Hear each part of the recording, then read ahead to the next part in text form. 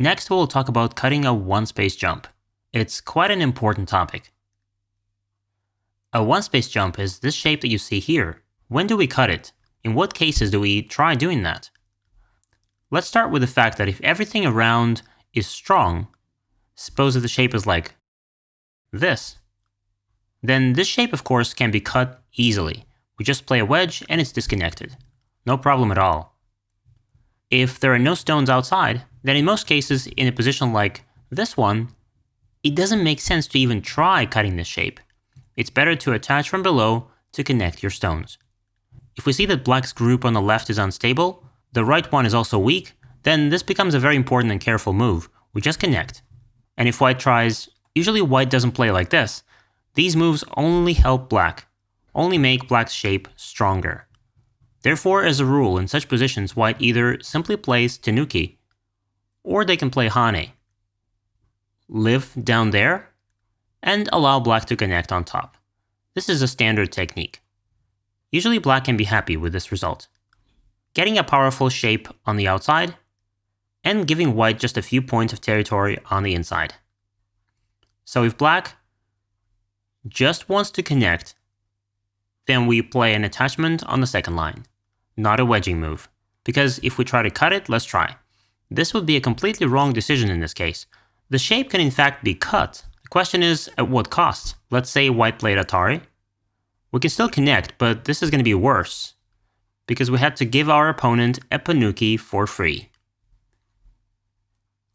And if we extend, instead of connecting, white connects, please notice that we have damaged our stone with our own hands. The stone has become weaker, and then if black cuts, then we did manage to separate white, but now black has huge problems with the group on the right. Therefore, in such positions, it is not recommended to cut this shape. Black should have a bit more strength in their outside position in order for this shape to be cut. Let's now see some examples where cutting actually works. Here's an example from a game of Japanese masters, Kanda Ei and Miyazawa Goro. There's a black group in the center, 2 one-space jumps here. And in the game, white played a wedge, intending to cut this group in half. The shape can be cut, it's actually cut, but it's not always profitable for white. In this game, white played this move, but we can't say that white has become a lot happier after this. White hasn't gained much here. Atari, white defended. And then the question is, which side should black defend from? What would you choose? In the game, black defended from this side. In my opinion, this is absolutely correct. Why? We can see that there are 2 cutting points here. We can't protect everything, we will have to give something up. And black figured that the 2 stones on the right were more important. Why? Because if we give up 1 stone on the left, then white will not build a large territory, because black has a fairly strong group in the upper left corner, with the help of which black can easily reach the center. So the shape is successfully disconnected. You can cut it, but we can't say that white gained a lot after this. This is how the game continued. At the same time, the black group became stable, so this wedging can separate the opponent's stones, but we must understand that we will no longer be able to attack this group as a whole. If white wanted to attack the whole group, then it would make sense to play, for example, such a move, instead of wedging. Black would have connected, and then, this way, we can try to attack the entire group. It depends on the position, which option is more profitable. Sometimes we attack as a whole, sometimes we try to cut it. I think that in this case, it made sense for white to try and attack this group as a whole. I will show you a shape that is quite common in games. Wedging with the idea of keeping sente, or stealing sente. In the game, this is Kubo Katsuaki versus Kobayashi Koichi, black has just played a nozoki. And lots of players would simply connect here in response. The white group becomes heavier, and then black can, for example, attack it with this move, destroying the white moyo on the right while attacking. Does white have a better move here? We haven't talked about it yet, but you can try to find it yourself. White's super Tsuji is to play here, instead of connecting. What's the idea behind cutting a one-space jump? We ask which side black will Atari from.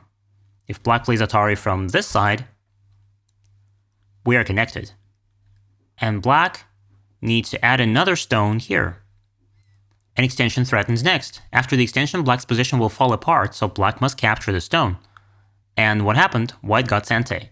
Originally, white would have defended in gote, and now white got sente, and white can, for example, go ahead and stabilize their group with such a move, or maybe play keima, and have enough time to close the moyo and stabilize the group. This is how the game continued. In the game, in response to this Tsuji, black played Atari from this side. White defended, and we see that white can't be cut anymore. While black still has weaknesses, 2 cutting points, black needs to decide what they have to give up. In the game, black connected here. White cut in response. And look how much more interesting it is compared to white simply connecting on dame points. That is, here the white group has become stable, plus white almost made 2 eyes here, having cut off part of the black group. So this is a standard Tsuji for stealing sente. By wedging, instead of a passive connection for white. Next, you'll need to do some practical exercises on this topic. By the way, you can also watch these lessons on our platform, gomagic.org. Except there, you'll watch them with interactive quizzes right within the lessons and practical exercises right after them. And if you enjoy watching these Go videos and you don't want to miss others like this one, go smash that like button, subscribe to our YouTube channel, and this is Go Magic.